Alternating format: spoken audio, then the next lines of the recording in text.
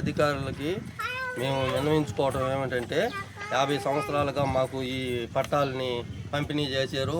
50 సంవత్సరాలు పంపిణీ చేసిన తర్వాత సర్వేరు ఎంఆర్ఓ గారు వచ్చి మాకు సర్వే చేసి ఎవరు ప్లాట్లు వాళ్ళకి చూపించారు.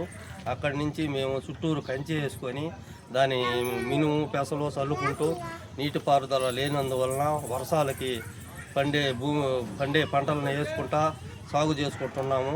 ఇటీవల ఒక 4 సంవత్సరాల నుంచి పైరు కూడా పెట్టుకుంటా ఇంజిన్ పెట్టుకొని పండించుకుంటా జీవనం సాగించుకుంటున్నాము.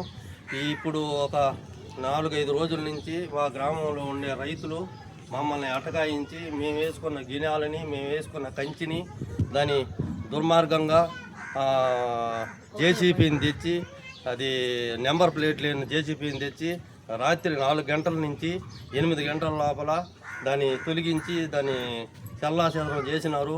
అందుకని మేము పోయి ఎదుర్కొన్న తర్వాత మా మీదకి దౌర్జన్యం చేసి మీరు ఎవరికి తెలుపుకుంటారా మాది ఉంది ఇక్కడ అని చెప్పని మమ్మల్ని బెదిరించి భయాందోళనకు గురి చేసి పంపించారు.